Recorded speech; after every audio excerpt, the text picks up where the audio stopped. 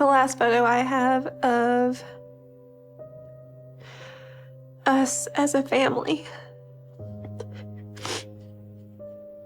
I try not to focus on photos I see of him because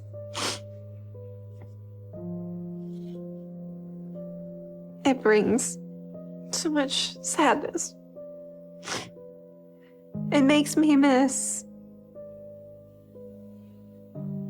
all the fun times we have, and I wish I could go back in time and just enjoy one of those amazing memories. Sorry. I'm sorry. Y'all probably think I'm crazy. He's all I ever known. He's the only person that made me feel safe, and he's also the person that took away my sense of safety as well. So who am I supposed to go to feel safe now?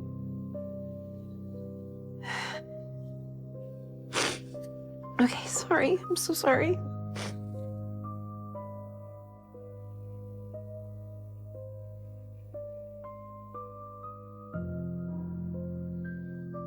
I don't have an angry bone in my body.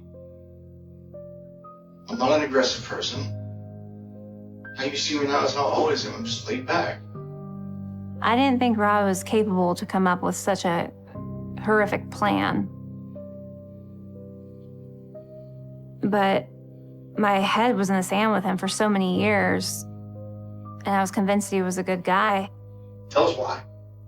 Yeah, why? I don't have a reason because I didn't do it.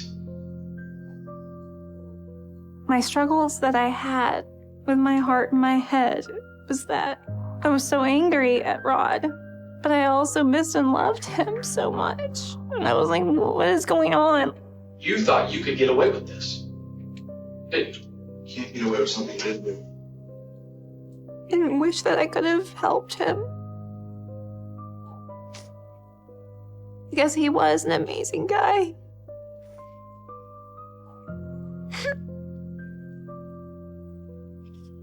I know it seems weird that I'm crying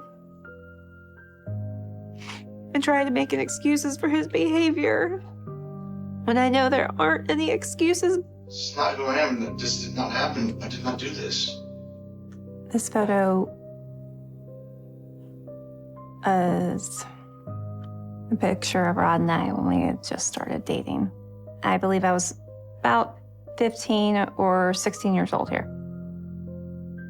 Rodney was my first love. We went to every prom together, every homecoming together. We just did everything together. My father always said that he never had a good feeling about him, but I saw Rod differently than my dad did. He was just amazing.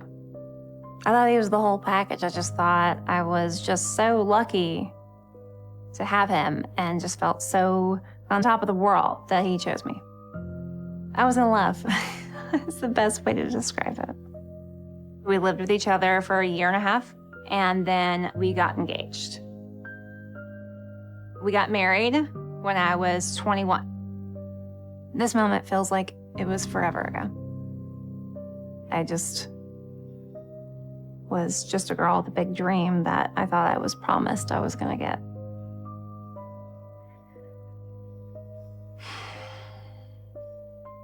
I try to look back on these memories and not think about what he did.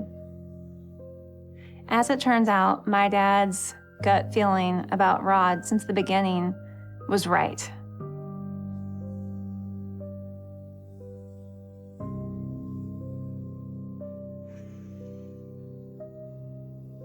Rod and I had been dating for a few years, and I wasn't aware of how wealthy his family was until he inherited his great aunt and uncle's stock account, and he would day trade for himself, so he would be at home a lot. If something didn't go his way in the stock market, he would throw a fit. No! And I would hear random spurts of yelling or doors slamming or cursing coming from his office. He would slam the door so hard that it would almost come off of the hinge. Rod, honey, talk to me. What's wrong? Get out! As the frustration grew, he would put his hands through the walls. He would pick up items and throw them and just scream random, horrible things. It was really scary because looking at his eyes during these fits, he was checked out. His eyes were just blank and glazed over, like nobody was home. Okay, just calm down. Calm down. I asked if I could help. And he turned around and just lashed out at me that he is under pressure to provide such a big lifestyle. He would yell, "Just get out." Just shut up and leave me alone! And I just turned around and walked out. It did raise an eyebrow a little bit, but I felt as though it was normal because his parents do a lot of yelling. So I was trying to look past it. From then, I didn't go back into his office when I heard him frustrated. I just stayed away.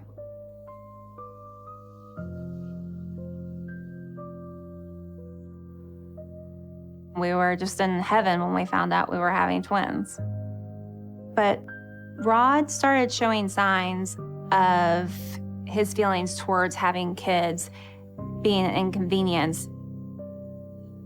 When they wanted to sleep with us, he never allowed it. He had massive rules against playing with glitter or slime. He would also yell whenever they spilled something. It came to the point that the kids and I were walking on eggshells.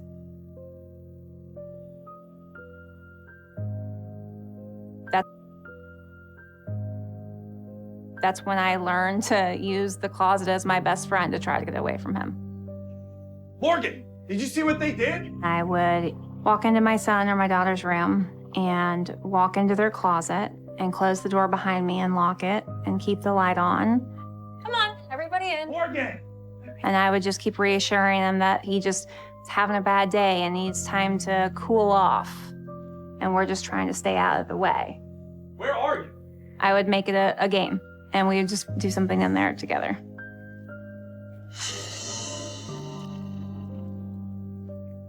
Morgan! And I also got to the point where I would put headphones in there so I couldn't listen to his endless banter and mean words. They have to learn the value of things. Still, he would still stand outside the door and constantly talk. I don't want them to be spoiled brats like you! Rod, please just leave us alone. He would pace back and forth and just be screaming, yelling horrible things. I was a bitch, or I was a horrible person and I didn't care about him, or I'm a bad mother. Sometimes I would be in there for 20 minutes. Sometimes I might be in there for an hour to 2 hours. It just depended on how long it took him to cool down. Well, you can't keep doing this.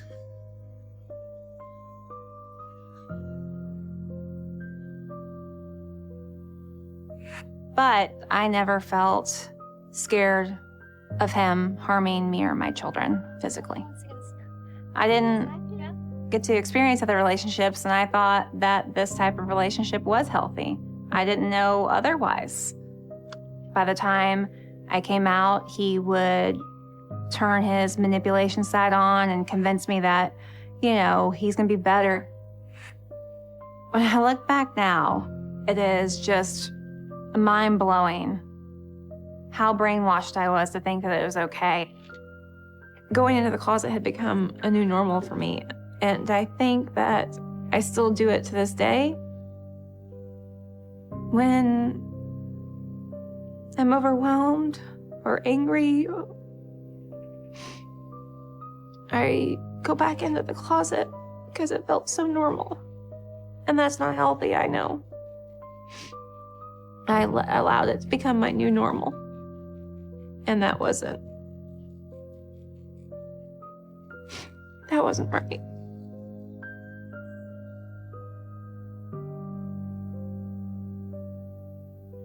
I started taking my kids to my parents' house when Rod started having a lot more of aggressive, I guess, outbursts, because I wanted to shield my kids from that behavior. On this particular night, he was having one of his outbursts, and I just felt as though it was getting a little bit too harsh and strong for my kids, and I decided to get them in the car and take them over to my parents' house. I walked out into the garage. I put my kids in their car seat, buckled them up, and at that point, I turned around. Rod was standing in the garage holding a gun, and he put it to his head as though he was about to shoot himself. I just screamed and covered my eyes. Then a few seconds later, I didn't hear anything. And I slowly opened my eyes and uncovered my face and looked up. And he had put the gun down by his hips and turned around and walked back into the house. That's the kind of stuff he'd start to do for me not to leave the house with the kids. And that's where he got his control back. He convinced me that I was the one at fault. He would say, well, I did that because you were being unrealistic. You started the fight.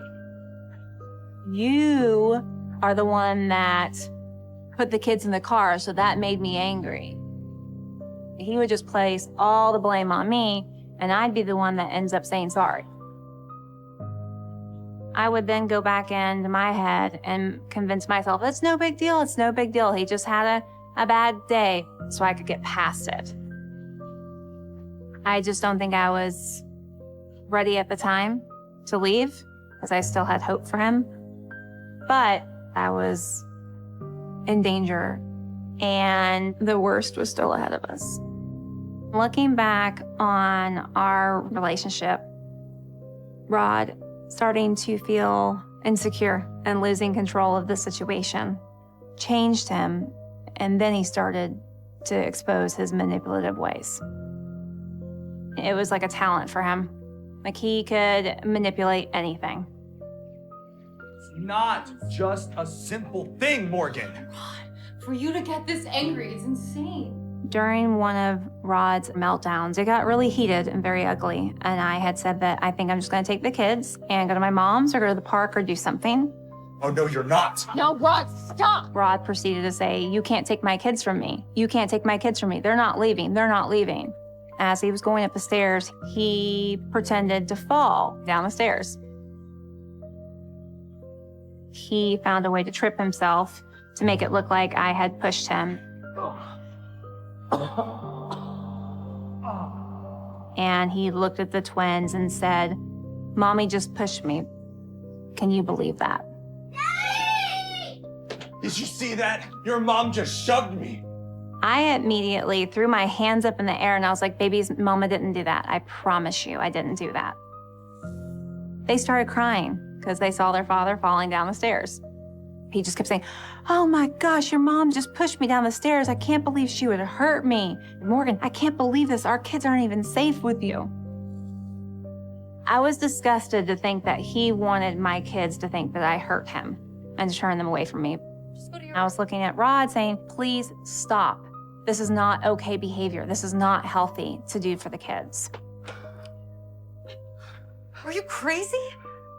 But it was a game to him. All the things that Rod was doing was the classic case of a narcissistic person losing control of his main sense of power, which was me. And as they start to lose that control, they start to do odd behaviors to gain that back. I guess you're not taking them anywhere today.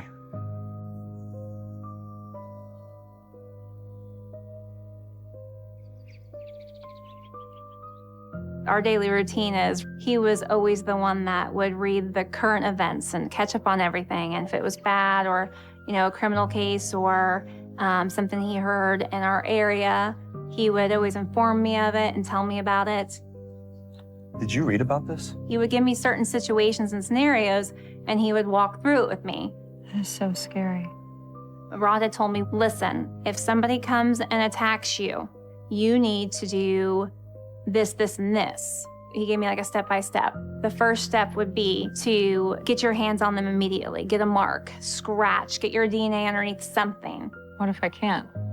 And then look between the glove and the wrist of the arm so you can get, the skin color. So he taught me all of these certain tactics and things to look for. And I just felt like he was really caring for me and trying to teach me what to do. I don't know what I would do if anything ever happened to you. I didn't raise any red flags at that point, but he did tell me, which now seems disturbing, that if I was ever sexually assaulted, just lay there and let it happen because fighting would only make it worse and more painful. He tried to pretend he felt as though women should never be touched and hurt, but now looking back on it, all the signs showed he was completely capable of it. He was planning for this.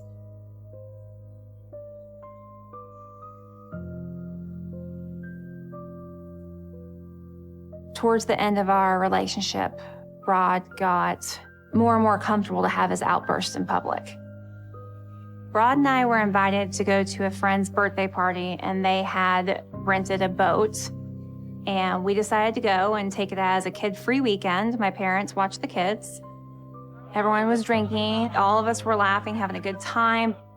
It was right at dusk when I had decided to go downstairs to our room. Rod came in shortly after me and just started saying, "You're embarrassing me. You're acting immature. You're annoying people." You're making a spectacle out of yourself.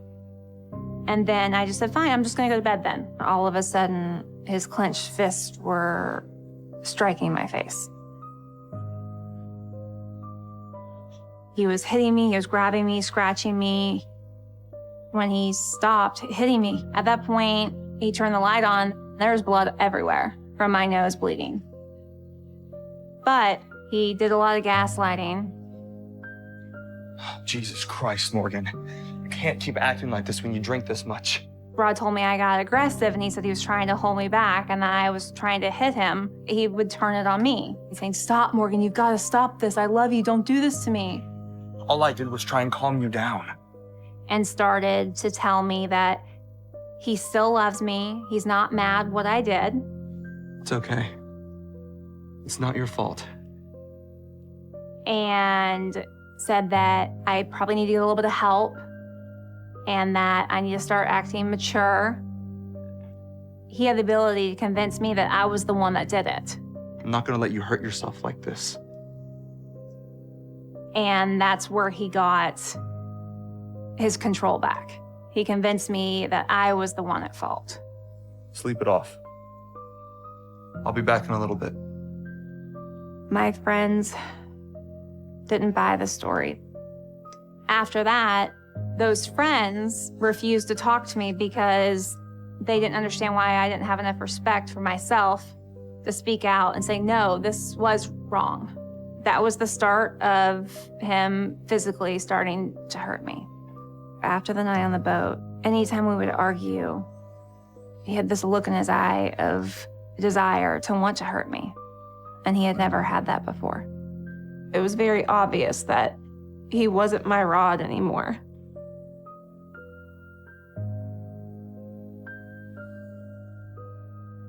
Rod and I have always had a very healthy sex life. But as time went on, our already healthy sex life didn't seem enough for him. It didn't seem to fulfill him. Another night, Rod. Come on. 2 seconds. Rod, And it just got to the point where he got so angry if I ever said no. Stop. He would get aggressive. And there was a few times that he would force himself on top of me and start having sex with me. Rod! Rod, get off of me! It wasn't consensual. And he would just say certain comments like, "Just give it a minute, just give it a minute," and just blow me off. And after he was done, I would say, "Rod, I was telling you the whole time to stop. I wanted you to stop." And he's like, "Oh, how dare you say that? Like you're saying I went against your word." He's like, "You wanted it." Like you didn't like it? And he would convince me that I was being over dramatic. I don't understand why you have to be so theatrical about everything. I would consider it a form of rape. He didn't take no for an answer. After those sexual encounters, I was like, this is enough. I don't have to keep dealing with it. I need to start thinking of how to get away.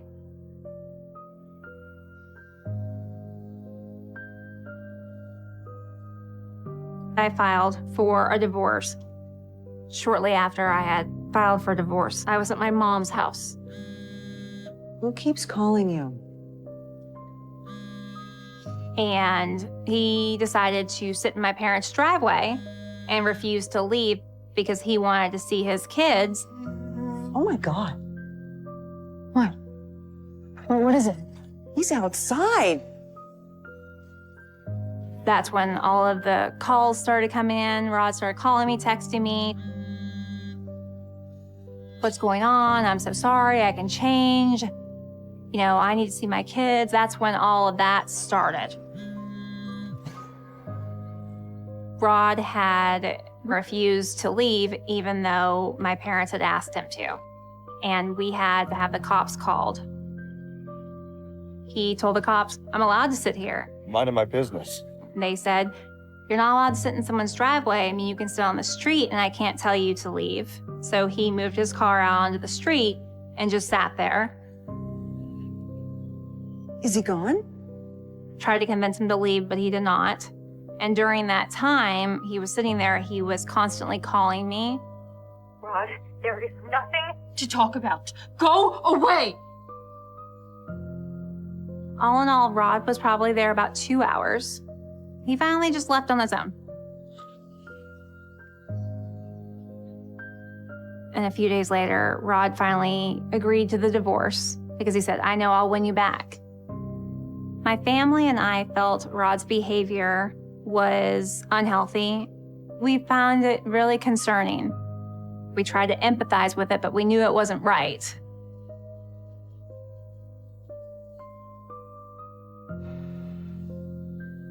I filed for divorce just a few weeks before Halloween. And it was agreed upon that I would be staying in the house. After Rod moved out, I promised the kids we would carve pumpkins. It was gonna be a fun, just little family gathering with me, my kids, my mom, and my dad. And as we were getting started, Rod showed up like nothing ever happened Happy Halloween. and forced himself in on that little gathering. Hey. I was angry, I was sad, I was scared, I was nervous, but the kids were really excited to see Rod. What do you want to make? He knew that if he had walked in when the kids were around, he would be able to be safe and be in there because he knows I wouldn't start an issue. Both my parents and I looked at each other like, okay, let's not cause a situation. At the end of the night, I addressed it with him and said that you technically trespassed and walked in on this house that you weren't invited on, and we're separated. This moment was for me and my kids. You can't just keep showing up here like this. And he just got angry and left. You are making a big mistake.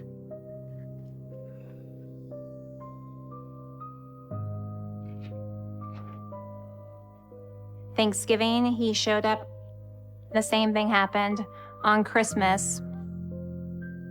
At this point, it was getting to where it was really freaking me out. I was starting to feel unsafe and just felt grossed out, like he's a stalker or he's just, something was off.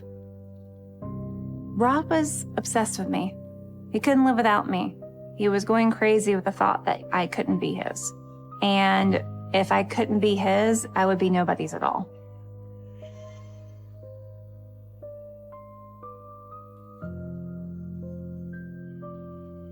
New Year's Eve week, Rod wrote me an email, a pretty lengthy one, expressing that he had the possibility of having pancreatic cancer and that he felt alone and afraid. And he wanted me to help, I guess, support him emotionally. Regardless of the things that Rod had done to me in the past, he was the father of my children and I cared for him and I wanted to be there for him during this rough time. And I told him he could sleep on the sofa. I didn't think that Rod was capable of such a heinous lie, Thanks again for doing this. but he was already prepping for his next plan. I think this could actually be really good for us, you know? Okay, Rod, we talked about this, okay? This is only temporary, all right? When Rod moved out of the house, I decided to add a few more things to our security system to make me feel a little bit more comfortable being home alone. I'm gonna turn in. Let me know if you need anything else. I added more cameras to the front and the back of the house, changed all the locks in my house. I took Rod's name and information off all of the accounts for the security system. I felt like I covered my bases. But in the middle of the night, he tampered with the alarm downstairs in a way that I would never catch it. After the first day and the first night, he had started to persuade me into getting back with him. Come on, this is nice. Let me show you I've changed. He started becoming really aggressive with those type of comments. And I told him no. He got angry at that point and got his stuff and he left. It was his last shot before planning his big attack.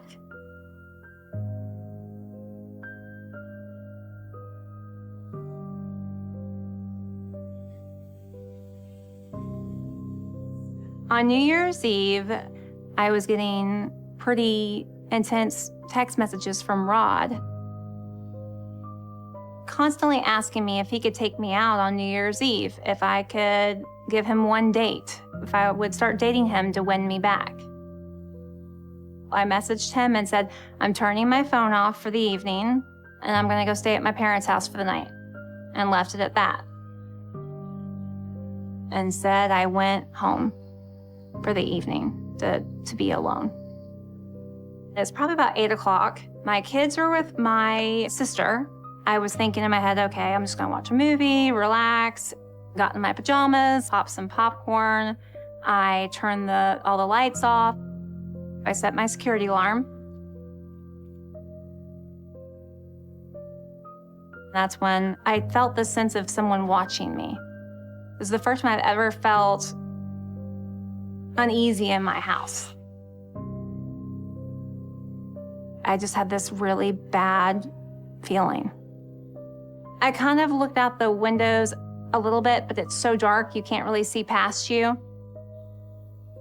I couldn't shake the feeling of thinking someone was watching me or I was being followed, but I just told myself, oh, stop it. Like, it's fine.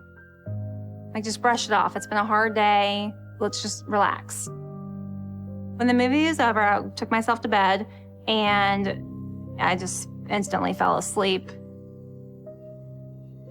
I remember being woken up, not by a sound, but what felt like somebody staring at me. And I opened up my eyes and I saw this figure standing in my bedroom doorway.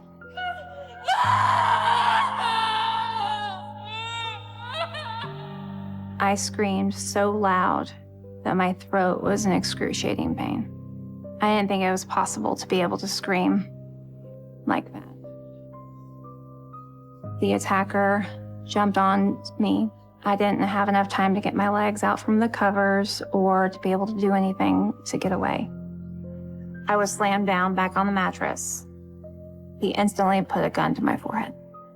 The scariest part was that his face was covered, but his voice was like a disguise. It sounded like Batman. It was really deep and really scary. The attacker looked at me and said, "You have messed with the wrong people and you're gonna pay." And then he started yelling at me, "Where's your jewelry? Where's your jewelry?" And I was like, I don't have any jewelry. I tried to tell myself to remain calm and to remember a few things that Rod had taught me. The first thing I tried was to get a mark on his body, a scratch, or something that would leave his DNA underneath my fingernails. But it's like he was one step ahead of me. He grabbed my arms immediately and put them to where I couldn't touch him. And then I tried to look to see his wrist, where the gloves are, to see the color of his skin. But they were tucked into his glove and there's no way that I could see them. That was when he started beating me with the butt of the gun. After that, he took my arms, flipped me over onto my stomach, and zip-tied my hands to the back of my body, and then shoved my head into the pillow and the mattress, causing me to be smothered. I couldn't breathe anymore. I was thinking, okay, this is it. I'm gone. I'm not gonna make it. I don't know why this is happening, but I couldn't fight anymore. And I started to hit the point of passing out. And the last thought I had was, oh my gosh, like, if I hadn't divorced Rod, I would have had somebody here to keep me safe. What did I do? Now my kids aren't gonna have a mom. At the point of passing out, he let go and let me get a large gasp of air. It's like he was losing the nerve to do it. And then he got quiet, picked my head up, and yanked a pillowcase over my head and lifted me off the bed. And he walked me outside and he pushed me down on the deck pretty aggressively. And he had said, you're gonna wish that you'd never done this. This is the biggest mistake you've ever made. And I said, I don't know what I've done. I don't know what I've done. And he said to me, do not get up until you hear 3 car honks, or we will shoot you in the face. Don't move or we will kill you. Okay. I could hear the footsteps of him walking off the deck, but I kept waiting and I didn't hear anything. I was telling myself, okay, don't try to run, really listen for the car honks. These people could be sitting in here watching me throughout these windows, and if I move, I'm a goner. And I just laid there and waited, and what seemed like forever. And then I heard footsteps walking down on the concrete on the sidewalk, and the footsteps stopped.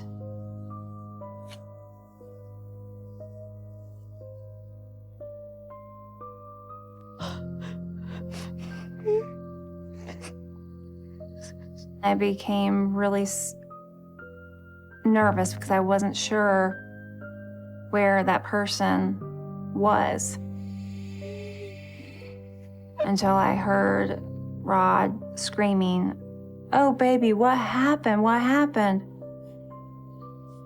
The pillowcase was ripped off my head, and it was Rod standing there. Who did this to you? Not 1 ounce of my body believed that by chance he was just hanging out in the neighborhood at 2 a.m. He generally looked shocked when he saw my face, not in the way of, oh my gosh, who could do this to my wife, but oh my gosh, look what I did to her. I instantly looked at him and said, "Was this you?" And he responded with, "No, I was at my house and someone was tapping on my window and was saying your name like you were in danger." He said, "I couldn't really hear what they were saying, so I instantly jumped in my car and came here." How did you know that I was here? And I said back to him, "The last time we spoke, I told you I was going to my mom's house. Why didn't you go to my mom's house? It was just natural. I always think you're here, so I guess I was just ran straight here first and forgot. And at that moment, I thought to myself, Morgan, be quiet. You are possibly still alone with your attacker, and you need to be cautious of what you say before help gets here. There was still a chance of me not coming out of this alive. Just be quiet, go along with him, don't do anything to try to provoke him.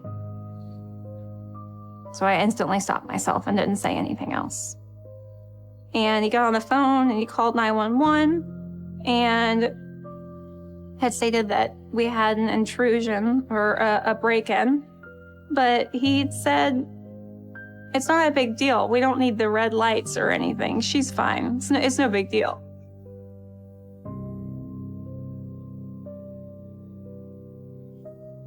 And you said somebody is tapping on your window. You live on the first floor. Somebody's tapping on my window that's in my bedroom. Immediately I called her, and her phone went straight to voicemail. I texted her and then drove straight over here.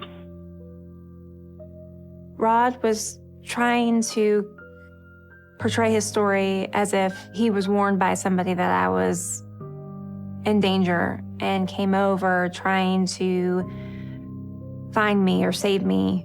I just saw her grab her and pulled the sheet off her head and picked her up. I looked at her and I said, you okay? And she just, and I saw that she had her hands inside. His story was very sloppy and it was far from the truth. And the detective felt the same exact way. And this whole thing about I'm getting somebody knocking on my window or my building or whatever, and then she's being beat up at the same time, that's way out there, okay? The officer asked me who I thought it could have been, if it was possible that my ex-husband was capable of this. And that's when I said, I think so. You knew she was to be at her parents' house, but you knew she was here. How'd you know she was here? I didn't know she was here. This is an automatic. She was here. The detectives started to turn the story around on Rod and hit him pretty fast. It took them by surprise because they had originally been praising him for being the big hero. There's no way in hell somebody knocked on your window and said her name, and you immediately come over here because you're going to check on her. They found the zip ties in his apartment. They had found his computer that was showing he was Googling how to kill somebody, how to shoot somebody in the heart, learning about strangulation. You wouldn't have come over here as the hero, unarmed. I wasn't trying to be a hero. I was making sure she was okay. And that was when the cops discovered his suicide letter. And his final letter to me. So he had planned on killing me and then killing himself. I guess because if he couldn't have me, he didn't want anybody else to have me.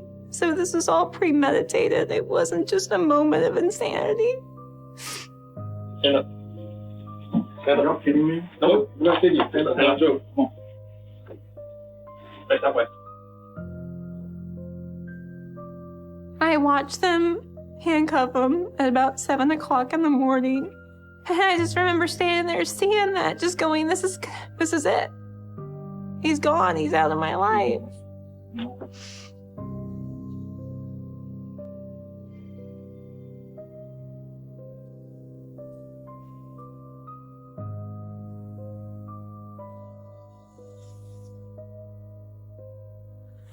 This is a picture of somebody that is mentally disturbed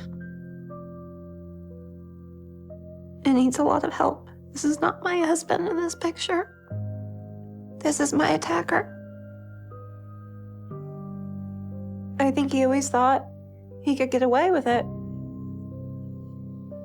It's hard to know what he's thinking or why he did what he did. But he wasn't capable of living alone. I wish I could say I never had to speak with Rod again, But the plea deal that was offered to Rod was parole at 20 years, depending on his behavior. And when he gets out of prison, I'm sure he's going to want to see his children, and it seems inevitable that I'll have to. But when it's time for Rod to come up for parole, I will fight it. I feel that he needs to serve his full time. I am not going to allow him to push me into a corner and be afraid anymore. To this day, Rod has not told me why he did what he did. And that was something I was struggling with. I wanted to know all the answers. But I don't think I would believe him if he did tell me. With every action, there's a consequence. And this time Rod got caught, and he's going to pay for that.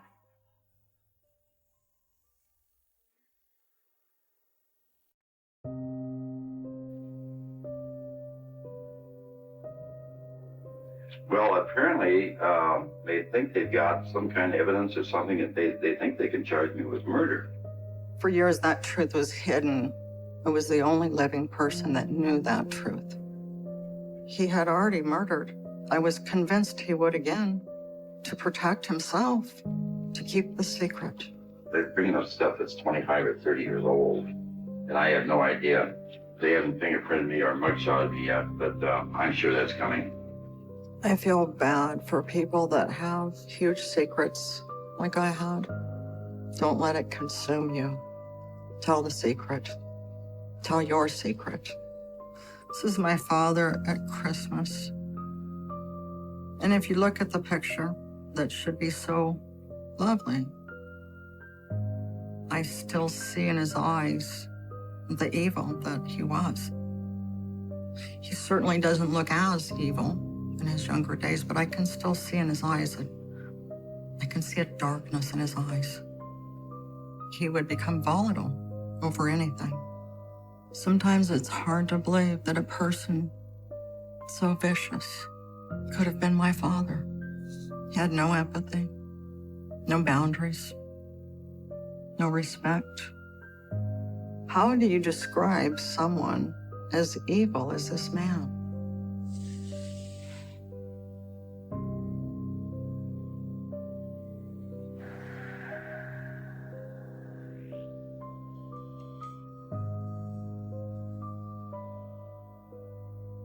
When I was very young, I was under the impression that all daddies beat their wives and their children.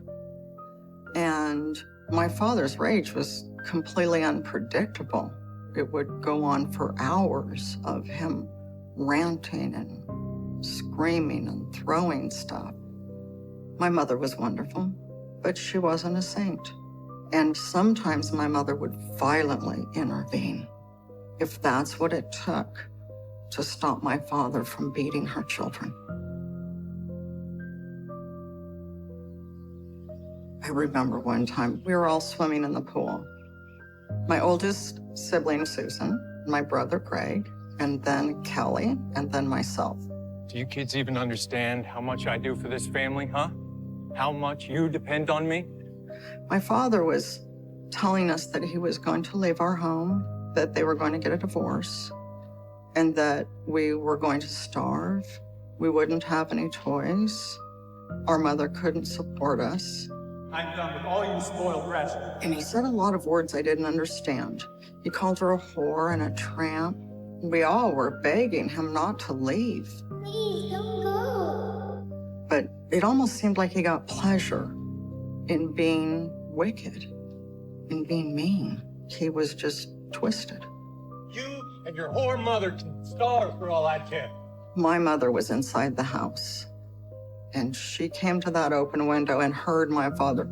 Eugene, what the hell are you saying to the kids? So my mother started yelling at him to shut up, and he wouldn't. And there was a small transistor radio sitting in the window with music playing. She picked up that radio and slung it, and it hit him upside the head. And then she ran out to the door and comforted us and told us it would be okay, that we weren't going to starve, that she was a grown woman, she was an adult, she had a job, that she would feed us, that it would be okay if my parents got a divorce. No matter what happens, we're gonna be okay. She assured us it wasn't our fault and put us all to bed. He was furious. That night was like hundreds and hundreds and hundreds that had happened before. It seemed like so normal, as if everybody's parents behaved that way. I think that my mother filed for a divorce because in that much dysfunction, my poor mother had just reached her point. She needed to save her children. She needed to save herself. And she couldn't do that with my father in our life.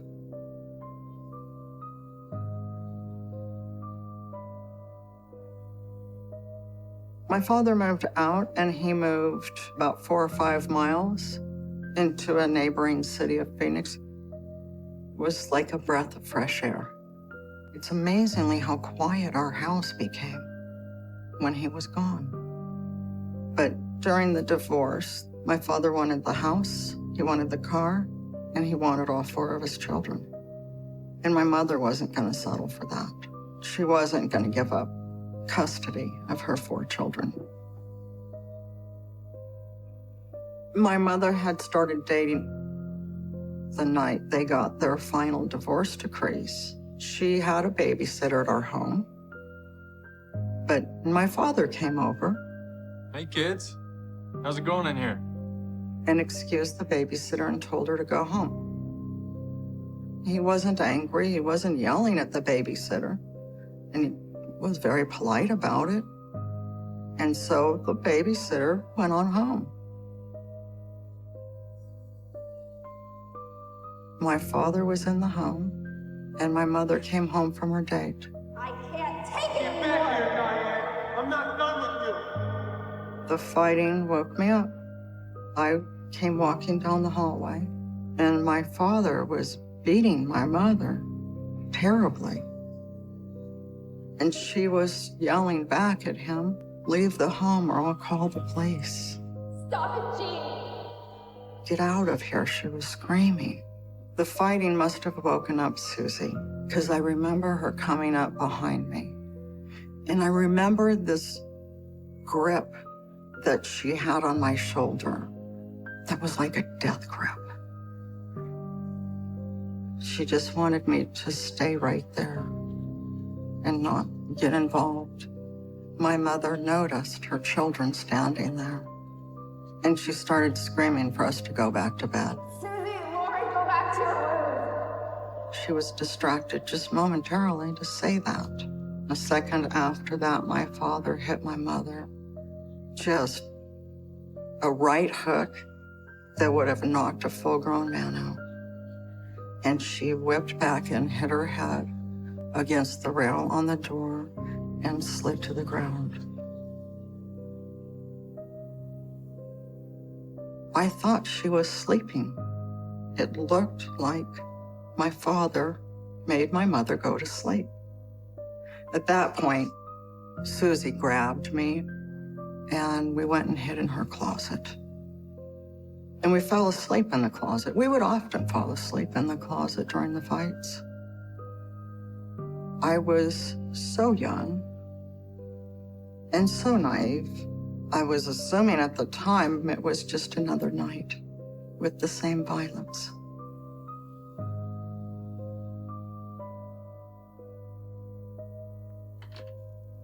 I woke up later. Susan was asleep. So I came out the door quietly of the closet and I started looking for my mother. And I heard noise out back. And I saw my mother laying next to the pool. And she looked like she was sleeping. And I thought that was very odd. And then my father started to dig a hole with a shovel. And I remember the very distinct sound of the shovel going into the dirt. That sound as each shovel was removed. Never did I understand that that was death, nor did I understand my father was going to bury her there.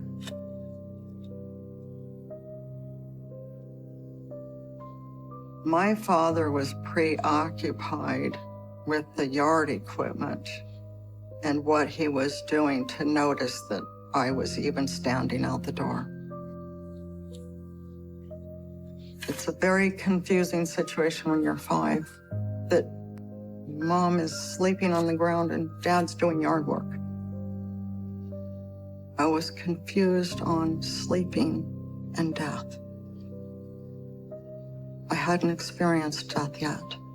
My sister came up behind me again, and she carefully, quietly, pulled my shoulder and had me step back into the house, and she ever so quietly closed the door.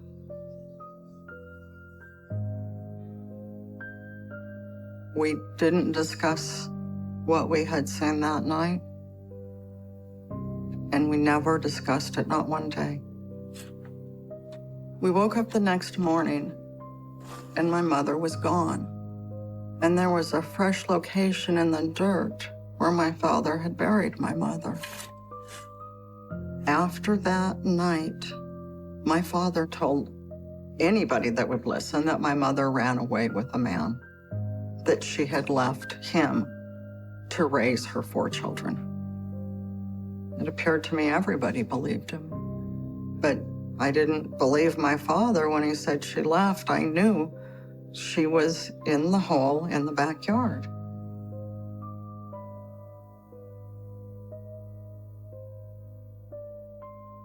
Life went on for a short time, and things seemed to go on in the house just without her presence. But certain things would trigger my memory. When it was dinner time, I would realize that my mother was still not with us. She wasn't making the dinner or washing the dishes or making me clean my plate. But when I was about 3 or 4, my turtle, Touche, went and hibernated. And my mother explained to me that sometimes the animal will dig a hole and go inside and take a nap. And I firmly believe my mother was in the hole in the ground too, just like Touche, sleeping. I said out loud a number of times, we need to go wake up Mommy so she can eat dinner too. But what about Mom? My father would start getting angry. My father had a stare, and that's what it would start with. He would turn around and look at you, and you knew. It was as if you looked at Satan.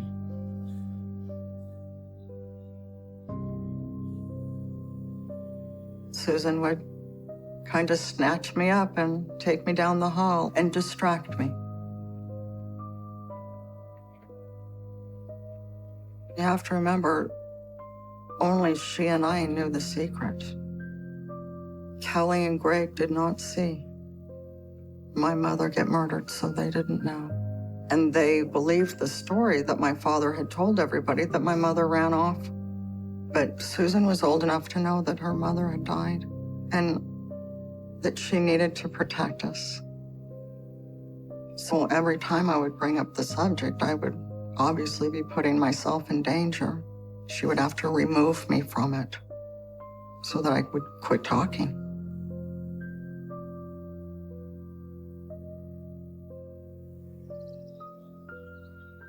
One day, this slab of cement appeared, finished, dried, covering my mother. He told everybody he was going to put a shed up, but he never did put a shed up. I became even more desperate. How was she going to get out when there was a slab of cement on top of her? I think my father was worried that I knew the truth. He needed me to shut up, and he was becoming fearful. I think my father needed to do something to get me to be quiet.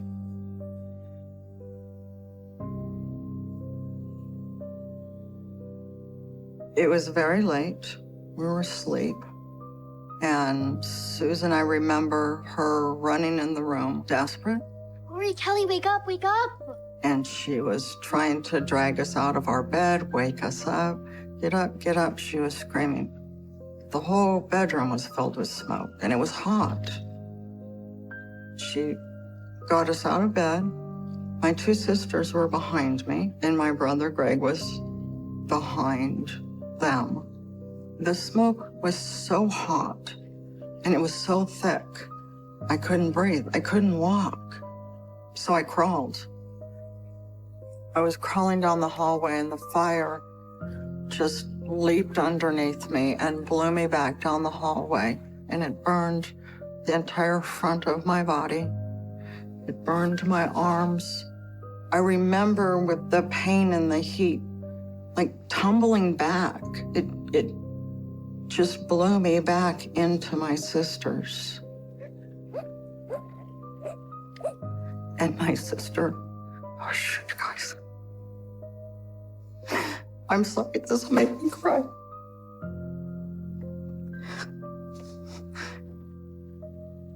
I remember the feeling of her laying on top of me. I was burned and I hurt so bad. But she felt so comforting to lay on top of me. She held me and she said, I love you. Repeatedly, I love you. I'll never, ever leave you. It was the most intimate, precious love in its purest form that I've ever experienced. We could hear the fire trucks coming in the distance. She said, listen, wait, the firefighters, the firemen, they're gonna come get us. It'll be okay. They'll come get us. And she said she loved me. And then we died. When the Phoenix Fire Department came in, they found Susie on top of me. And she was holding me. We had two very large mulberry trees in our yard. And they laid all three of our little bodies under the mulberry trees and began trying to revive us. Every time I coded or died, it was as if I was standing next to the firefighters. And I could see my body. And it's like watching a movie that you're in. And then they would revive me, and then it would hurt bad.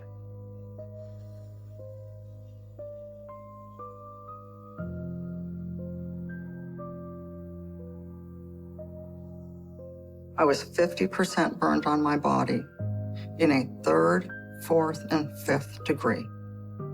5th degree is when you have bone loss. I was burned upside on the side of my face, and it formed a horrible chelation right here. It's very tight, and it hurts when I pull my head all the way around. I have extensive muscle loss on my side. I have bone loss. It burned so bad that it burned my ribs off. I'm burned down my hand. I don't know if you can see, but recently this healed again. My scars, they tend to rip open in areas of my body that move.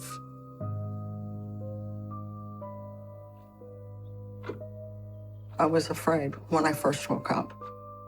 It hurt a lot. And when I looked down, I was wrapped up like a mummy, and I could hear what the adults were saying. My brother, Greg, jumped out the window. The neighbors kind of bundled him up in a blanket and took him across the street. My brother was not burned. They said that my sisters had passed away. Even after this much time, it still hurts. And there's still a tremendous amount of loss.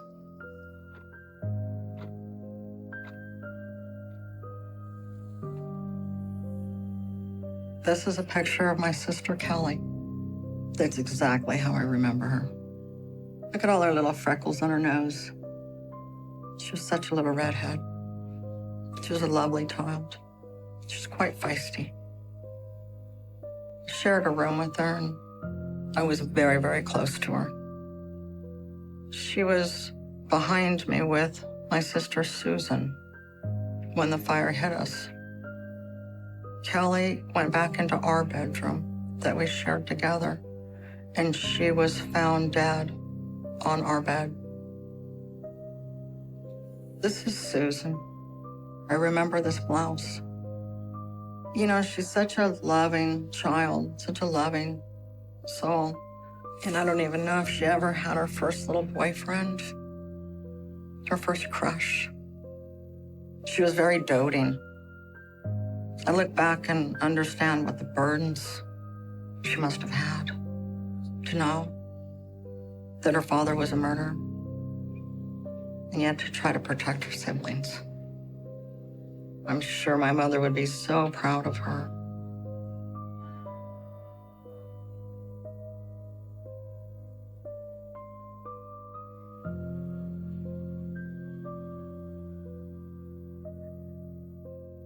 When I woke up initially, my father wasn't there. I didn't see him for quite some time. As an adult, I obtained all my medical records. In those records, there were several comments in there about the fact that my father was not attending to me. That how odd they thought it was that he wouldn't be by my bedside, holding my hand or nurturing me. He lacked any empathy, any compassion. The facts about the fire weren't explained to me, but my father's story was that he went to the laundromat. And he said, inadvertently, without him knowing it, he left a pan on the stove with his water in it that he would boil for his instant coffee. All the adults seemed to always believe him, but I didn't understand why my father had to go to the laundromat because my mother had a beautiful washer and dryer in my home.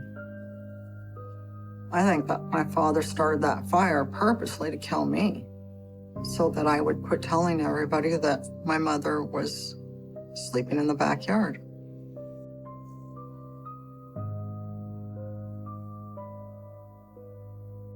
The house burned down in January.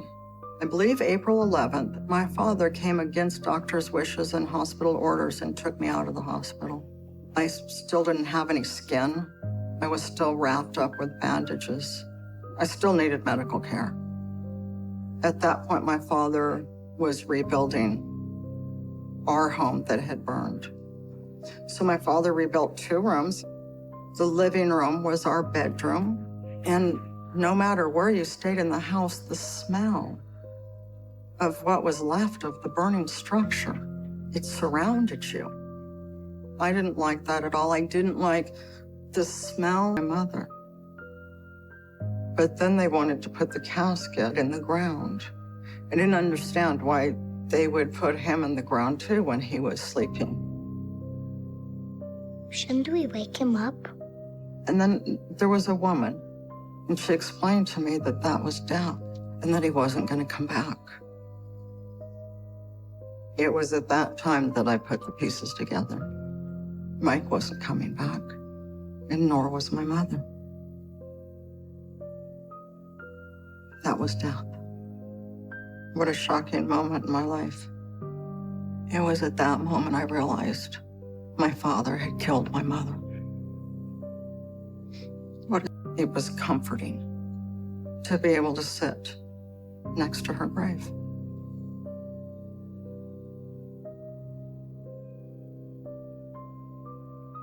My father, in the 60s, purchased 2 independent gas stations. So often, young men would come in with their cars. It was at that gas station that I met Michael. He was a nice young man. A sad moment for any child. I didn't know the word murder, but I knew if my father could make my mother die and nobody came to look for her, who would come to look for me if I was dead?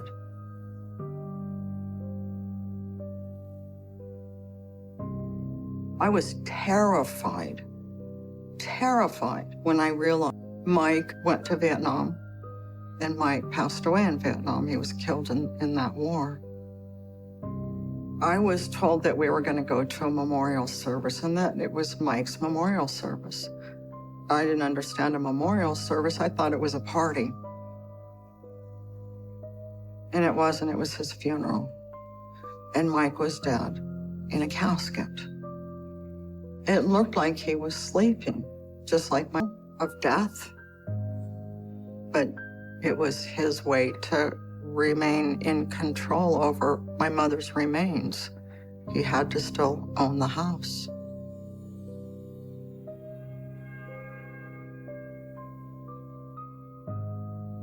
Once the house was completed, then actually I found a lot of comfort from being there. That's where my sister loved me. That's where all my wonderful memories were. That's where my mother was. So I would sit with her in a very strange way. There were times we were out so far, I could barely see the shoreline. I was injured from the fire bad still, and so I could only dog paddle. Every time I stretched, it ripped my skin open, my scar tissue, and I would bleed again. But when you have body fluids coming out into the ocean, the fish would come up and nibble on me, bite me. It was terrifying. I would often end up having the current drag me down the beach quite a ways before I could actually get on the beach and walk. When my father returned to shore, he was always surprised to see me. He would say, "Oh, you made it back, huh?" As an adult, I understand now. I could have drowned. That would be easy to explain to the authorities. I probably swam back to shore 8 or 10 times, at which point I simply refused to go out on the boat anymore.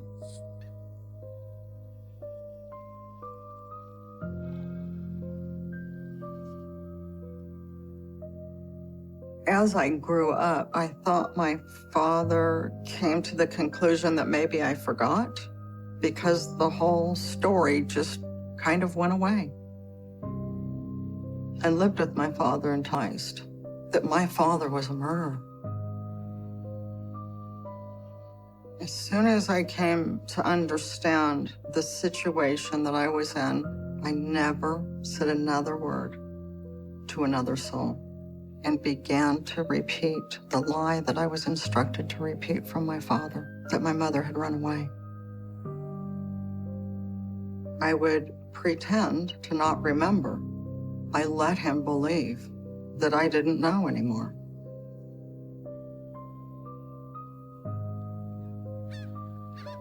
But at one point, my father bought a boat and he would go deep sea fishing. He would throw me in the ocean and tell me to swim back to the shore. Swim, you little bitch. Swim or drown. The horse laid down to deliver her foal, and the baby was born, but the baby didn't break out of the placenta, and the baby didn't breathe. And the mother knew it. My horse knew her child needed a breath, or she wouldn't live. So my horse, she jumped up and started pushing her child. That's what Rip appear at these different times, you know, here and there. He knew that my fear for him was larger than life. The only reason he would come by is to keep tabs on me, to keep that threat over me, to never, ever reveal the secret about my mother's murder. It worked.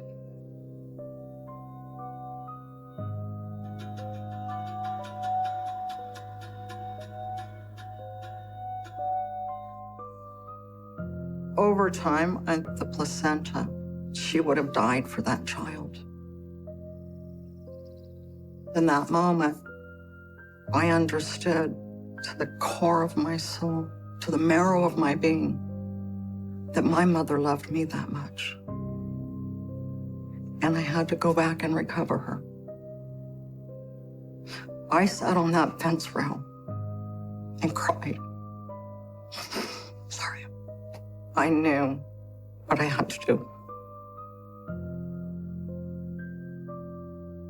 My mother's case stayed a missing persons case from the day she vanished until I was 31 and walked into the police station. A detective sat down with me. I had written a small statement, and I'll never forget taking it out of my handbag and think my father just went on maybe with his life and didn't seek me out as often as he had when I was younger. I started living my life to its fullest. Finished high school, went on to college, worked several jobs, was married, purchased a horse. Although there was a big portion of me that was still captured in that fear, I was trying to have a life. One day, this lovely show silenced me. I was the only proof. I was the only living soul that saw the murder of my mother. I was terrified. I slept with a gun under my pillow. He had already murdered. I was convinced he would again, to protect himself, to keep the secret.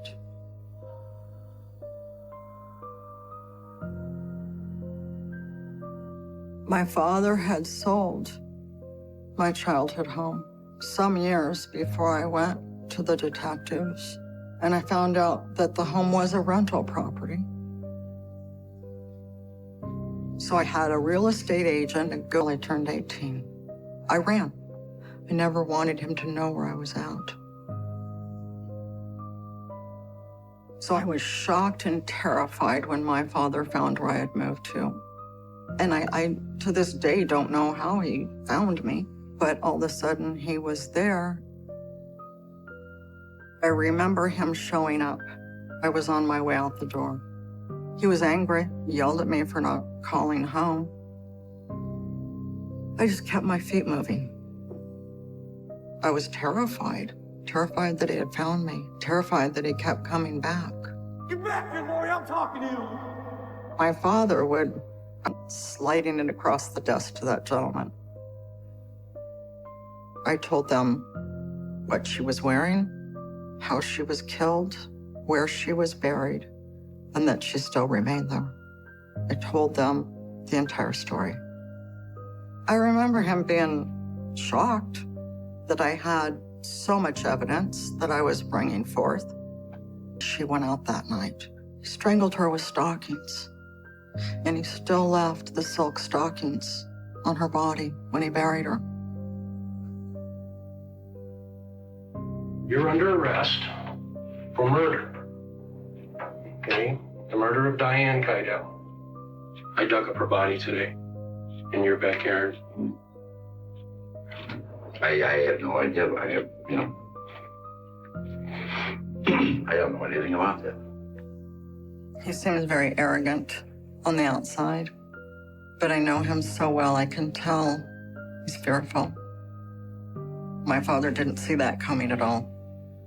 My father thought that my mother's remains were entombed under a slab of cement. How could she get buried in your backyard? I have no idea. How could she get buried in your backyard? Negotiate a contract where I could purchase my childhood home. I called the detective and I told him I was going to buy the home. And I was going to go back and get my mother. And the detective asked me on the phone if I would wait 24 hours. And I told him that's all he was going to get. They recovered my mother that same day. Part of me almost hoped that my memories could be proven inaccurate, that it was a bad dream. But every single thing I had said, they confirmed it to be truth. I wasn't mistaken, not even about the dress she wore when I said, "Would you like me to sign that?" And I took a pen out of my handbag and signed my name to my statement and slid it back across the desk to him. And I was terrified. What was going to come next? But I was so relieved that possibly now somebody would help me.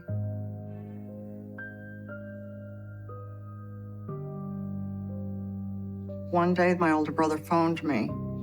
The detective had gone to my father's home and interviewed him. And the detective did tell my father that I had come to the authorities and brought new information. So my father was ranting and raving at this dinner event that if I didn't shut up, he was going to sign. You're living there. No idea. I wasn't living there at the time. What do you mean? You were too. I'm not. From the day she disappeared, you lived there. Watching this, I can tell in his arrogance, my father still thinks he's going to get away with it. He still thinks if he calls an attorney, he can control the situation and make it go away.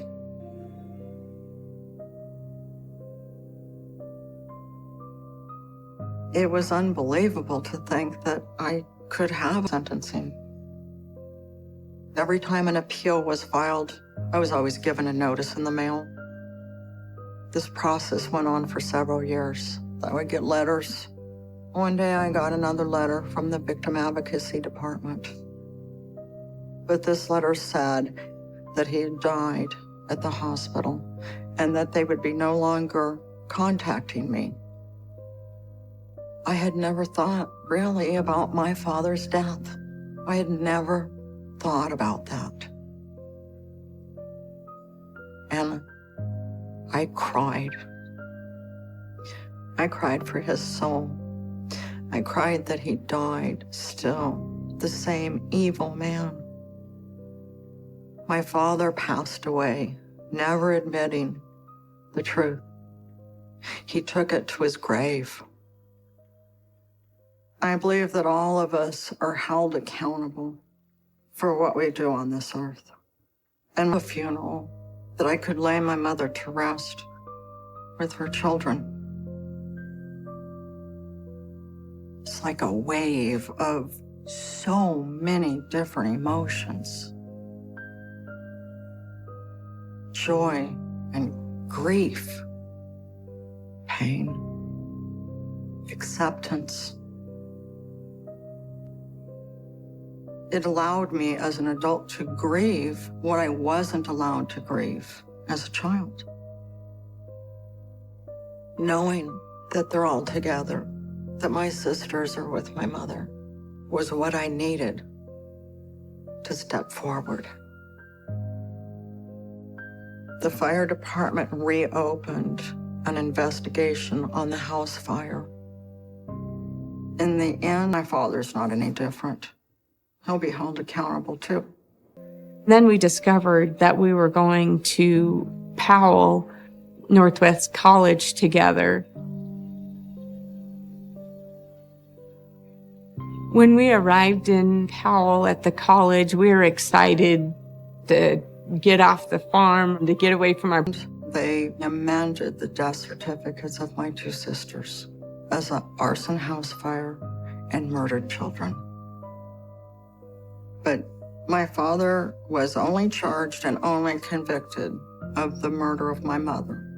The prosecuting attorneys told me if it ever looked like he would be released, they would instantly then charge him with the murder of my two siblings and the attempted murder of my brother and I. But ultimately, everyone knew that my sisters were murdered. And that became enough. 1, 2, 3.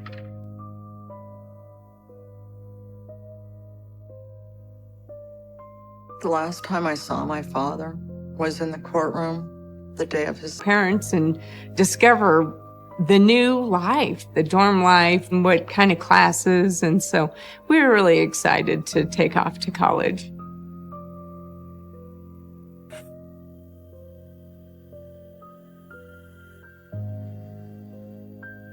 When the phone rang, it was probably about midnight or so. It was Barry's RA from her dormitory asking me if I knew where Barry was at or if Barry was with me. And I immediately had that sinking feeling. Something is not good. Something's not right. The parking lot where Barry had previously parked her car, I was thinking maybe she had gotten in a car wreck, but her car was in the parking lot. And I think it was at that time that the RA and I decided to go to the hospital to see if perhaps Barry was there. When she said law enforcement had been in touch and they were searching for Barry, they couldn't disclose everything at that point. So we were still trying to figure it out amongst ourselves. Where could have she gone? Who's she with? What happened? We're on a mission now. We've got to find Barry.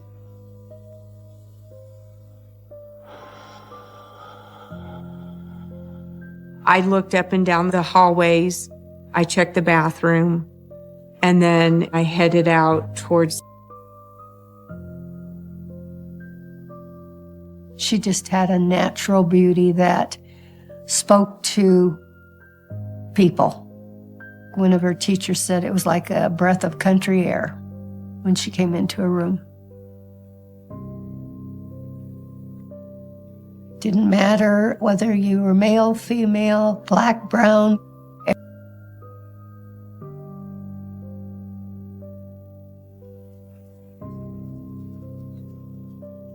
The day that we accompanied Barry to college, I was hoping things would be okay, but also the intuition was saying something was not right.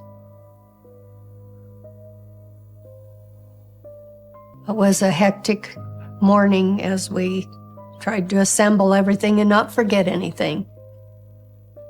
Barry had been out the night before. Her brother Ryan had been at a cross-country meet. We all started out tired and cross. It's the typical, everybody was her friend. And that's the way she wanted it. She really was a beautiful person. She was pretty inside and out. Yeah, I miss her a lot. Family brawl. Hurry up. I don't want that there. Do you need so much stuff? We had her car packed, and then Ryan and I tailed her up the road.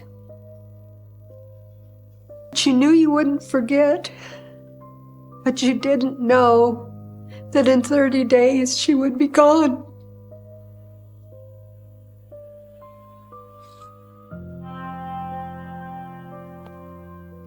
I'm sorry. Barry pulled her car over, and I worried that something was wrong. She came running back to the car and said, "You guys haven't got any music."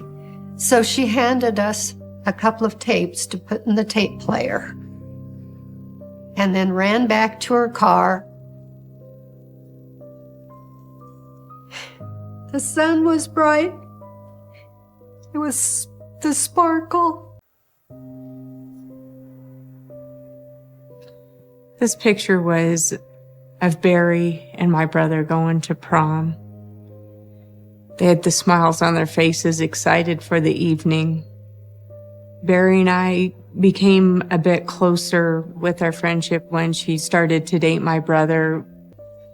But When we got to the hospital and they said that there was nobody in there by the name of Barry, yeah, I was definitely getting stressed out. The nightmare was building. The helplessness, the anger, the worry. He said, we have a college student covered in blood who says he'd gotten in a fight with another male and he may have killed him, but didn't know.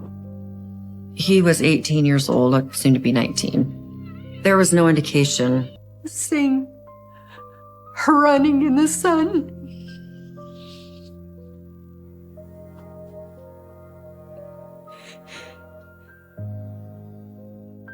And at the time, it was that snapshot. We at our best. We can't make any mistakes. It's important for me to tell my sister's story because the absolute senselessness of it was not necessary.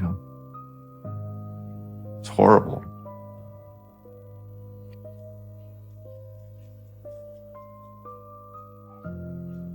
The last time I saw my sister was at a cross-country meet at the golf course in Cody, Wyoming. She and her roommate drove over. It was nice. She was just smiling, just so happy, and was laughing like, I'm glad I don't have to do these anymore. Wasn't significant at the time, but I remembered it and kept remembering it and thinking,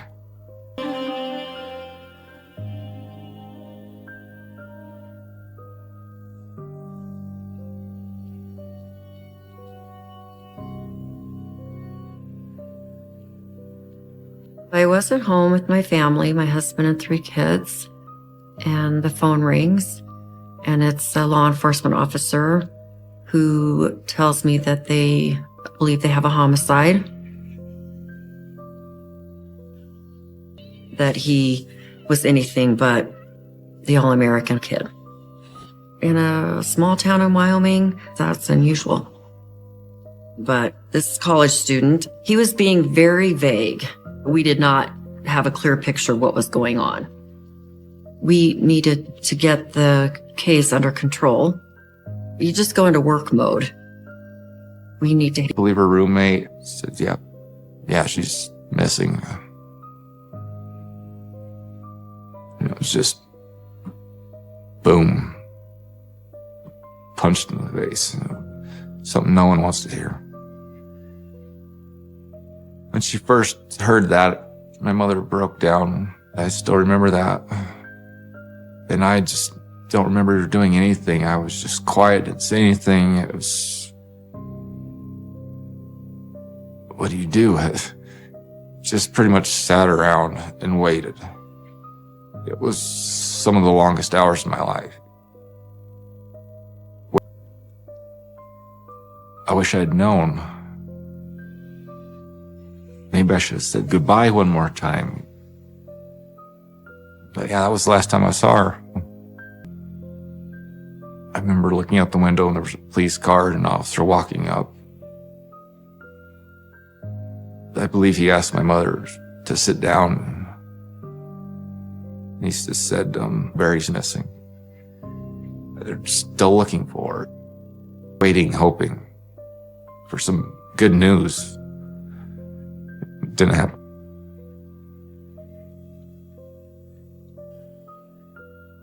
After the hospital and discovering she was not there, everybody was hoping that Barry might show up back at her dorm room.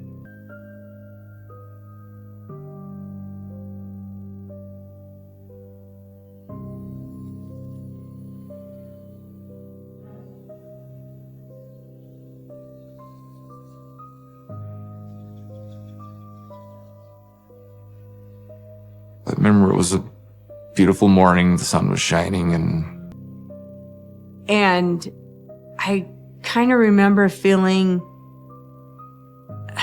the woulda, coulda, shoulda at that point. What could have I done? It's already that comfortable that I already know who this person is. And I believe he was a bit smitten about Barry. although Barry wasn't interested at the time. Barry definitely received a lot of male attention. I'm sure she was very aware of it. And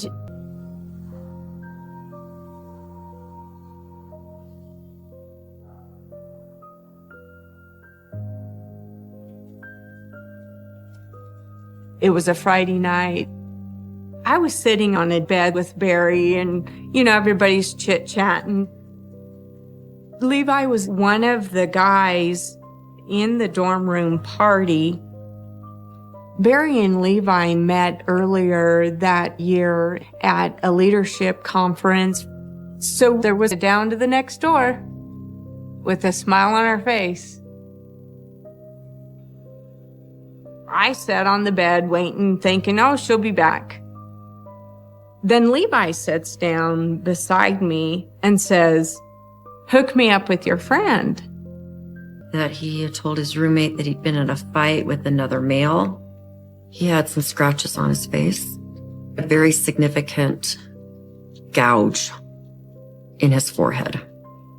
This prompted the roommate to then go tell these other students what was going on. One of them called the police department. And I said, no, she just broke it off with a boyfriend, in which she did. But I knew that she didn't want to jump right back into a relationship with somebody. As soon as I said no, I wasn't going to hook him up with my friend Barry, he got up and left. I expected Barry to come right back. And whether Barry wanted to date you or not, that was going to be her choice. Later on, Barry decided to get up, go down the hallway and find somebody else. I remember the flow of her hair as she exited the door. She looked back and said, I'm just headed. Levi had said that he had gotten into a fight with another guy. That was one. Then it was, well, maybe I killed him. Then it changed from it was a guy to it was Barry, a girl named Barry. Levi said that he and Barry were in the car together. He pulled over. They had consensual sex. And for some unknown reason, they got out of the car and she hit him with a beer bottle. And that's where he got the injuries to his face and where the... that she might have just been injured. What I hoped for is that she was still alive, but the practical mind was not buying my hope. But I don't get the luxury of going crazy. I have a kid to raise. Ryan still needed a mother. He was 16 at the time. I still had to be the mom and the dad. After spending all night looking for Barry, blood was coming from. He then defended himself by stabbing her. What I was thinking was, I cannot believe this is happening. This is horrible. If she was still alive, how much longer could she be alive? And that just, to me, caused an urgency on my part and law enforcement's part to find her. Our number one priority was to find Barry.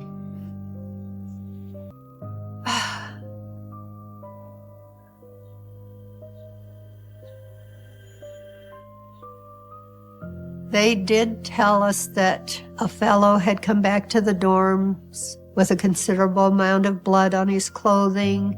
They didn't know exactly what had happened. There was reason to believe. Early that morning, I got a call from the police department to come down for an interview. I was only told initially that there was an incident involving Barry and Levi. When it got to be minutes, then I thought, well, maybe she headed back to her dorm room. So that's when I left I thought she was just off having a good time. I didn't have reason to believe that she was in harm's way.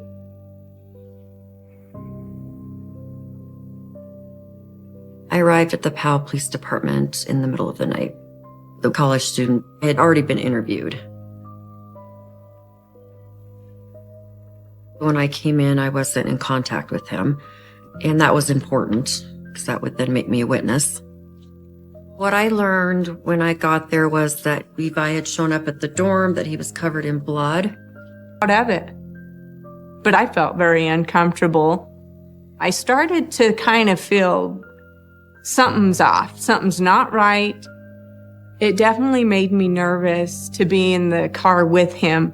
So that's why I said, Barry, let's head back to town, which she did. She turned the car back around, we headed back into town. From earlier that day, we're just having a good time, taking a little road trip. Barry was driving, Levi was a passenger, and then I was in the back seat. Levi was definitely trying to project that he was a stud muffin, he was the athlete, the jock. And Levi, I got a lot of sweet little notes when they were old enough to write, like, Mom, you're my best friend, I love you. Those kind of things were really precious. We did a lot of outside activities. In the winter, we skated and sledded and built snow forts. And in the summer, it was picnicking and even camping in the backyard. But I found that being a single working mom with small children was very challenging. I haven't even got to the worst part yet. Time's ticking. And it's pissing me off. He knows where she is. I said, just tell them to pull over. I'm going to have a conversation with him. I went up to the car. He was in the back seat. I introduced myself. I told him being pretty vague. She's on the left side of the road. She's on the right side of the road. We turned off a couple times and drove down the 2-track and, oh, guess this isn't it. I'm feeling an enormous amount of pressure because this is my responsibility as the head law enforcement officer in the county. And He looks to Barry and says, Barry, I know you're a virgin. And I know a virgin when I see one. Barry was not upset. She just popped right back. Yeah, sure am.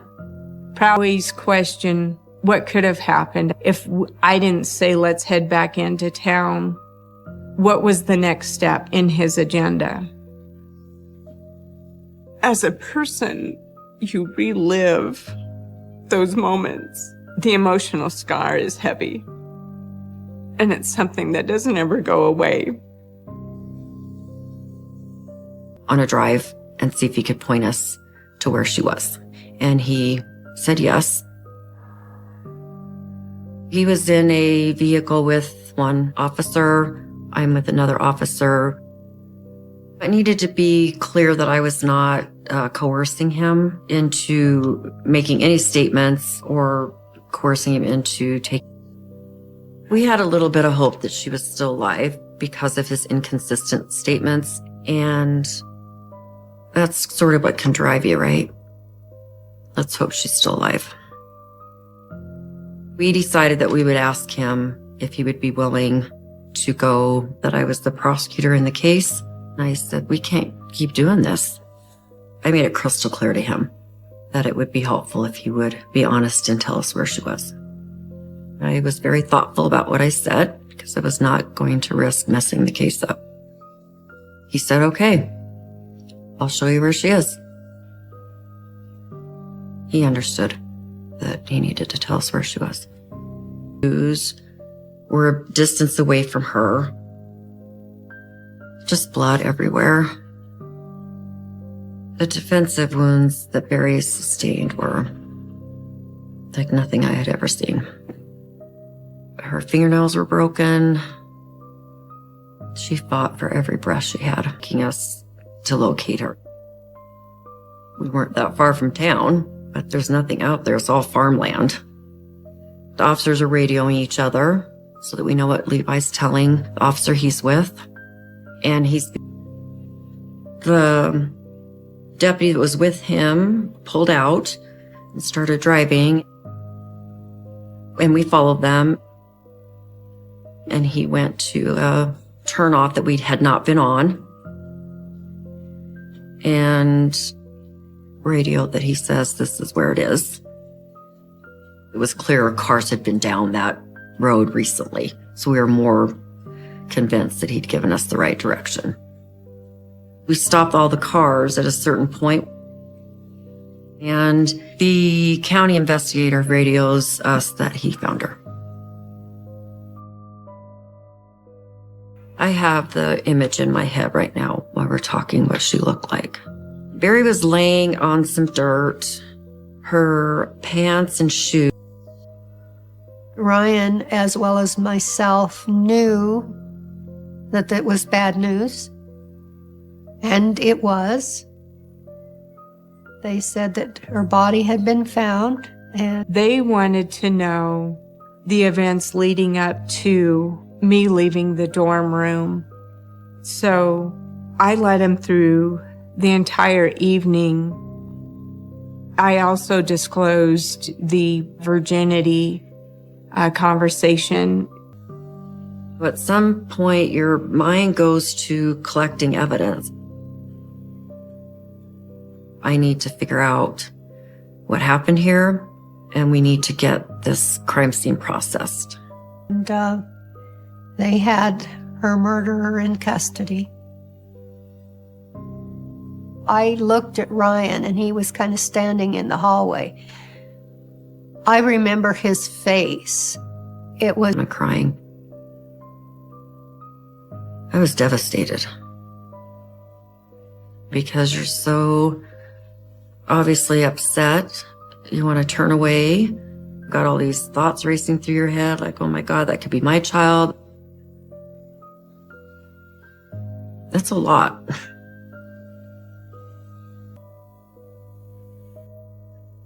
Because of where her body was, the condition of her body, the placement of her clothing. There was another pool of blood, and then she had been drugged to where we actually found her body. That was not a situation where someone had consensual sex and hit somebody with a bottle and was stabbed in self-defense. It was clear to me that Levi's story was not accurate. He was lying. It's just like it had fallen. He didn't cry. It was just that shock. As a parent, if your child scrapes their knee or whatever, you fix it. And I did mull over in my...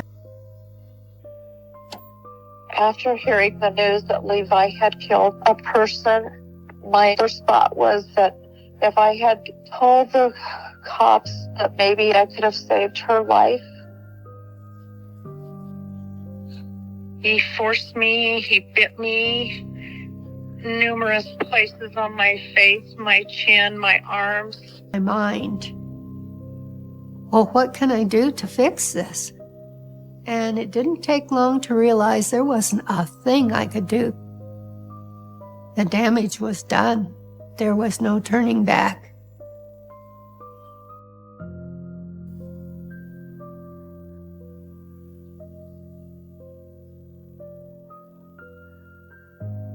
It either had to be very early in the morning or at night because I woke them up. I said, Levi's in trouble. And I said, he is in custody for killing. She had very long, beautiful hair. It was coated in blood. It was clear that her throat had been slit.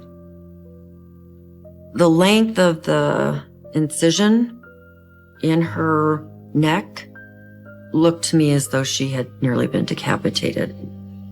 It was unbelievable. I know the officer I was with, I remember him breaking down. a fellow student. They are charging him with murder. He killed a female student. His mother let out this noise of just wounded to the core. Out what kind of kid he was. It wasn't a troublemaker, was very popular, was athletic, the homecoming king, no criminal history, no explanation whatsoever as to why he just quote unquote snapped that night.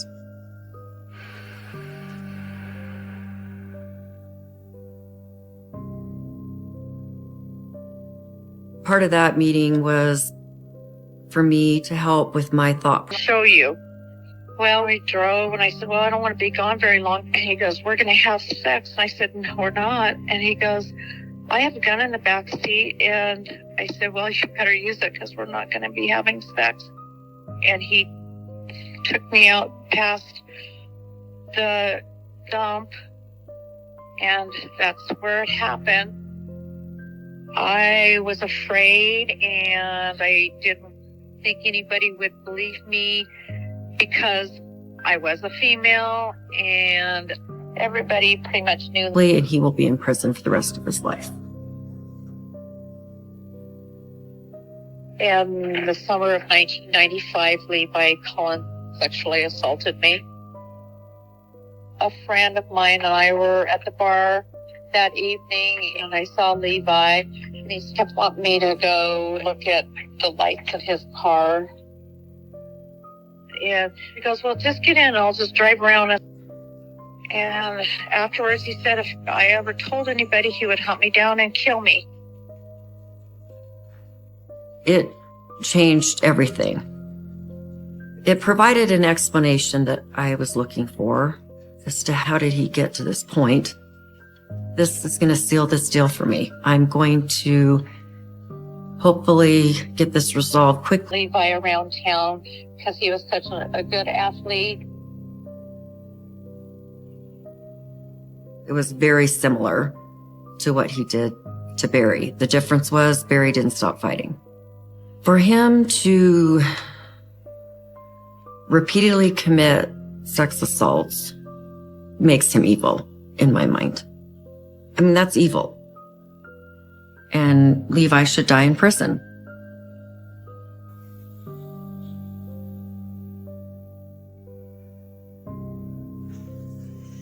Process on whether I was going to ask for the death penalty. There's a certain number of aggravating factors you have to be able to prove in order to make an argument to a jury that they should impose the death penalty. And he was quite popular and well-liked in his community. In Wyoming, at that time, if he'd been convicted of life, that still has the possibility of parole. That's not forever. I couldn't look at Sharon and say, I guarantee you he's going to die in prison. I felt an enormous amount of pressure. It was similar to a mother being told that her child was dead. And I said, do you have any explanation for how your son could possibly have committed this crime? And they just couldn't offer any. They talked to me about Barry, because of her personality. We met the basketball players. We met rodeo cowboys. We met the musical kids. Everybody. It was the effect that Barry had on people. She's just somebody you don't ever forget. It seems that our society spends more time educating women about how to keep themselves safe and less time educating parents how to raise men that no means no. Barry did absolutely nothing wrong. He said that he and Barry left the party at the dorm together. He had sexual intercourse with her. She still would not stop fighting, and he just said he lost it. Just started cutting her throat. I remember asking him why he stopped. And he said he could hear her gurgling through her neck wound. He was charged with 1 count of sex assault, 1 count of kidnapping, and 1 count of first-degree murder.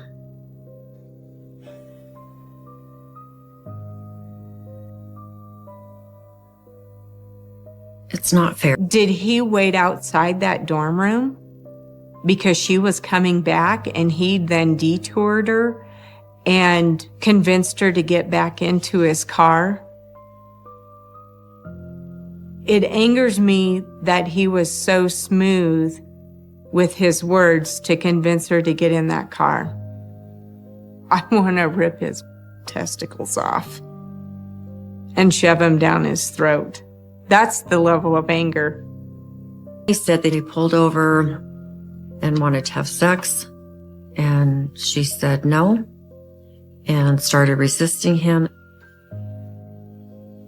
She got out of the car, that he tackled her, that he had his knife, and essentially could not get her to stop fighting. Levi took away a good friend, a good person, my college experience, my trust in men. That's what he took away. Levi Cullen portrayed himself as and the only person that did anything wrong is Levi.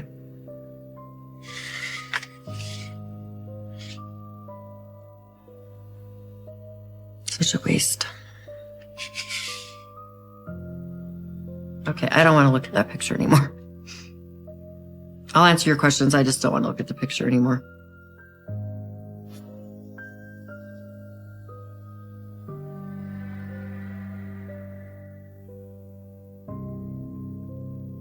I wonder the butterfly that flittered around and touched everybody's life.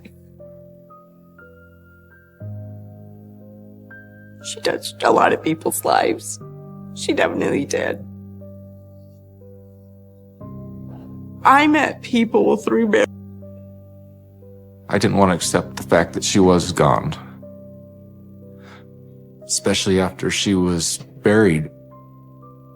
Yeah, it was starting to get really cold out because this was October in Wyoming.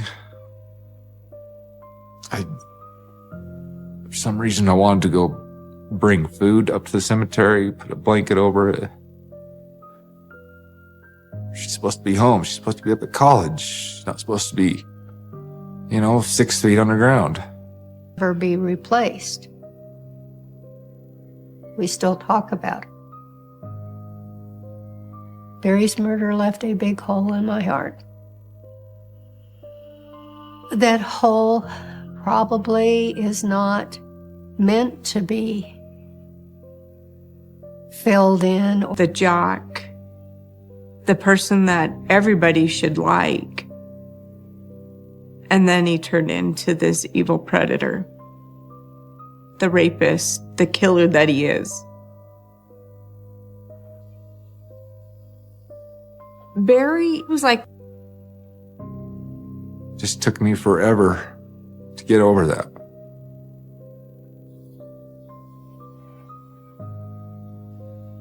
We took out our anger and bitter feelings out at the wrong people, which was kind of each other and really didn't mean to.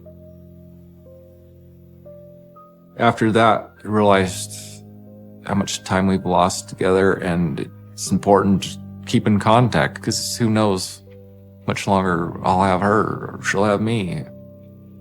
Anything can happen. My mom and I are close now. It's devastating to me to lose my daughter, but it's devastating as a mother to see the harm that it has caused my other child. There's a lot of things that I lost not only do you lose your child, but you lose a part of your heritage. He has diminished our family tree in a way that can never. It's just not like it was. I'm content with him being behind bars for the rest of his life. It's not justice. He's still living and breathing, but I think it's fair enough. Or fixed or heal. When your child is gone, a part of you is gone. And that doesn't ever change.